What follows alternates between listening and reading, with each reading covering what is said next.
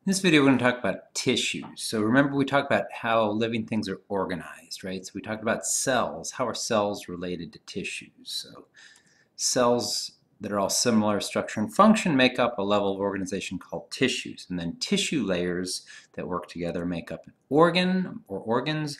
Organs that work together make up organ systems. So now that we're going to talk about types of tissue, and there's really four main types of tissue in the human body. Okay, the four main types are epithelial. Epithelial are the linings, coverings, and gland tissue in your body. The second is connective tissue. Connective tissue connects. So it connects, supports, and binds. Bone, cartilage, ligaments are all examples of connective tissue. Third is nervous tissue. Nervous tissue is the wiring, your electrical system that allows your body to communicate, very quick communications.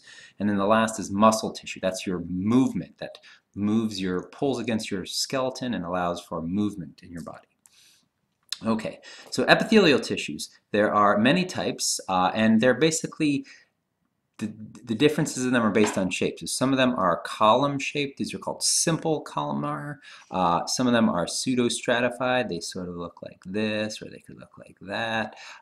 Some of them are cuboidal, cube shaped, and some of them are column shaped and ciliated. So simple column ciliated. So what do we mean? Well, when we're talking about simple epithelial tissue, we're talking about one layer. Okay, if we're talking about stratified, we're talking about many layers. Strata means layers. So just some terms, simple means one, stratified means many. So here's stratified squamous versus simple squamous.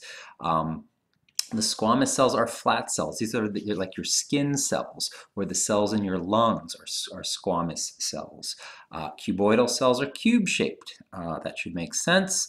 Columnar cells are column-shaped epithelial tissue.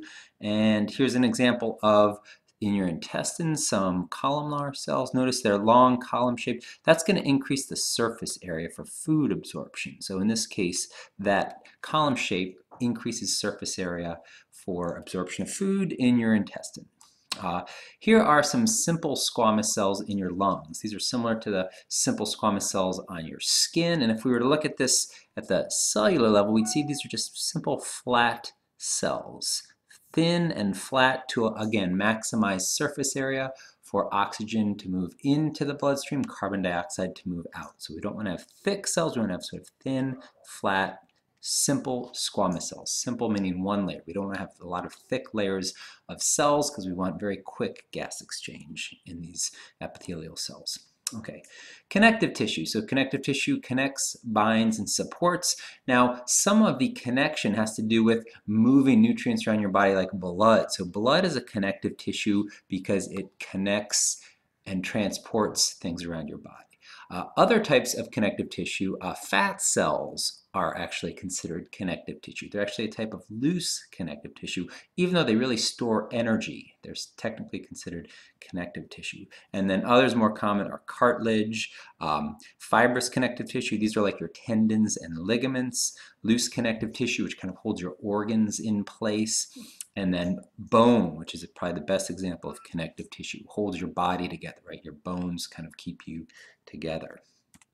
Okay, so again, adipose is a fancy name for fat, so fat cells are a type of connective tissue.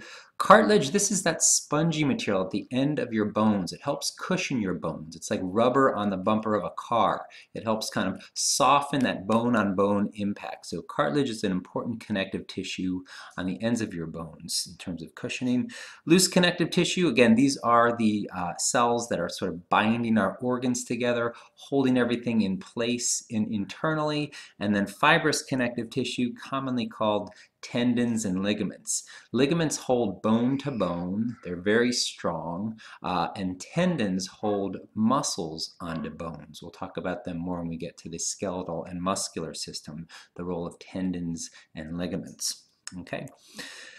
The neuron. So this is the basic unit of nervous tissue, the neuron, and here it is right here. And it's got these long axons and dendrites, and we'll talk about the structure. And there's the nucleus, and these are support cells that basically support the neuron. And that's the basic unit of nervous tissue, which again allows for electrical signals to travel around your body. It's sort of your body's internal communication system. And then muscle cells. Muscles allow for movement. Three main types of muscles. When you think about muscles, you're thinking about skeletal muscles, the muscles that are attached to bone, that move your bones and move your body, okay? But there's also an important muscle right in the middle of your chest. That's your heart, made up of cardiac muscle. It never stops beating. It's the most important muscle in your body because as soon as it stops contracting, you're dead. And then there's also smooth muscle. Smooth muscle is what's pushing food through your stomach and your intestines right now. Slow contractions, involuntary, you can't control these contractions, but it's basically pushing the food through your digestive tract and all the way out into your anus finally. Okay, so those are the three types: skeletal, cardiac, and smooth muscle.